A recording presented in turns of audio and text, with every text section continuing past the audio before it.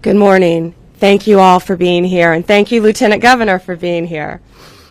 We've been living through a horrific cycle of political violence in this country. We've seen attacks against police officers, federal agents, including the deadly shooting in the ICE facility in Dallas. Night after night, Antifa wreaks havoc on our streets of our cities. In Minnesota, a gunman murdered a state lawmaker and her husband. It was horrific. An anti-Semitic lunatic tried to burn down Governor Shapiro's house while he was in it with his wife and young children. This week, authorities arrested a man outside a Catholic church in Washington, D.C., with hundreds of explosive devices. And on September 10th, our nation stopped in its tracks with the assassination of Charlie Kirk. We miss him dearly. Unfortunately, I'm here today to talk about similar threats that were made against Benny Johnson and his wife, Kate. Benny's a well-known media personality, carrying a message very similar to Charlie's, grounded largely in faith and love of country. Just days after Charlie's assassination, Benny received a letter at his home where he and Kate are raising their beautiful, beautiful young family. The author of this letter made it very clear that he hated Benny because of his views, and he wanted Benny dead. This was a coward hiding behind a keyboard who thought he could get away with this. That's why we're standing up here today. You are not going to get away with threatening people in this way. And I'm proud to announce that we have arrested the author of this letter. George Isbell Jr. was taken into custody this morning, and we are charging him federally with mailing threatening communications. It is a crime, and if convicted, he is going to prison. This was incredible teamwork. Benny called me right away. Chief Burkall, thank you. You were on it right away. Matt Fodor and all the FBI agents. Thank you, U.S. Attorney Kehoe. All of the U.S. Postal Service, FBI, state and local law enforcement working together. This is what it's about. And we are going to catch you if you think you can do something like this. We don't care if you're across the country in California. We will find you, we will arrest you, we will extradite you, and we will bring you to justice. We cannot allow this political violence to continue any longer. This arrest will serve as a reminder to many. Do not do this. We will find you. Greg Kehoe is going to give some details of the incident, of the horrible crime, and we're not going to get into specifics of what's in the letter. It's pretty horrific, and it's now a pending case. But I just want to thank all of the law enforcement officers standing behind me. And I want to thank Benny and Kate for standing so strong and fighting for their views and not cowering in fear, but coming out and supporting their faith and their values. Thank you. Thank you, General. Just preliminarily, I'm Greg Kehoe, the U.S. Attorney for the Middle District of Florida. I just want to introduce some of the individuals that are here at the podium so you can put names to faces, and they have all participated in this. As the General has said, this was a coordinated effort. In my far right is Rodney Crawford. He's the Assistant Special. God bless you. Thank you. Thank you, officers.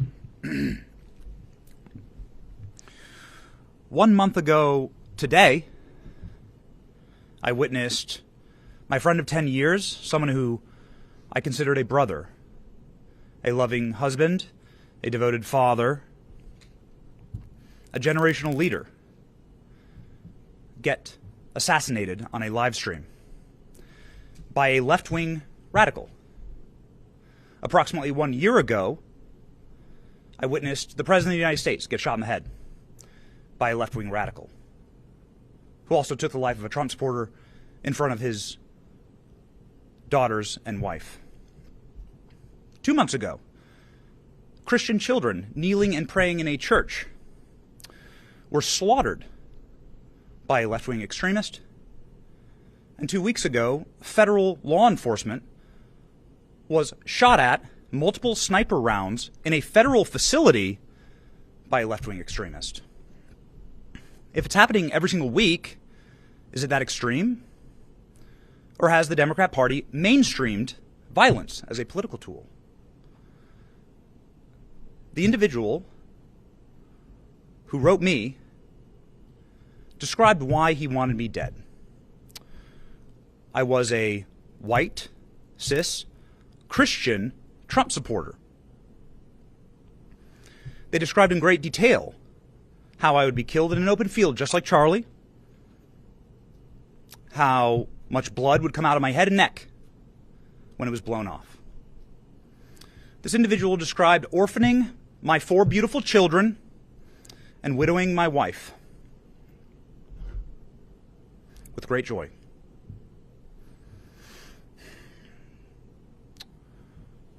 You might want to say another left-wing radical, another extremist. And to that, I would like to direct your attention to the state of Virginia, where Democrats have nominated and are about to vote for the chief law enforcement officer in that state, a man who has done the exact same thing. An individual who's calling for the assassination by bullets of Republicans that he disagrees with. The killing of their children. The slaughtering of, as he says, little fascists. Are my 4 innocent, beautiful children little fascists? Violence has been mainstreamed by the Democrat Party. It is not extremist, it is mainstream.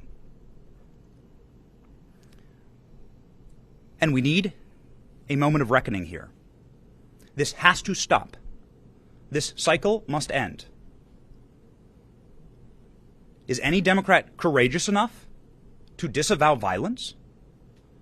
To call for individuals that espouse these things, like what happened to my family, or what's happening in Virginia, to call for those kind of candidates to step down?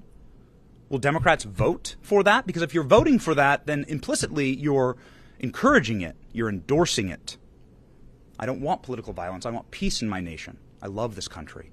I want to be able to debate like Charlie did. I want to be able to raise my family in peace. That is our birthright. But you cannot make peace with evil as a Christian. You cannot unite with people who want you dead. I want unity in this nation. I want to be able to agree on more than what we disagree on. But for that first to happen, we must understand the battle. We are fighting good versus evil, darkness versus light. And good must conquer evil. Do not make peace with evil. To that end, and in conclusion, I would like to thank federal law enforcement, Pam Bondi, Kash Patel, Dan Bongino, the FBI, the DOJ, the Tampa Police Department, the detectives here, with absolute pinpoint accuracy, professionalism, courtesy, swift and tact. They were able to act instantly in order to make sure that my family was safe. Potentially to preserve the lives of my children. And they're doing that for families all around the country in many different ways. Every American should unite behind that cause. No matter who you are, you should say, this is a country where families should be able to raise their children safely, where people can have peaceful disagreements, and where we can all live together under one American flag. I just want to profoundly thank the Trump administration and federal law enforcement and local law enforcement for saving my family. I will never forget it. It is the greatest goodness that has ever been done to me. And that is a thing that every American can get behind. The Trump administration making America safe again.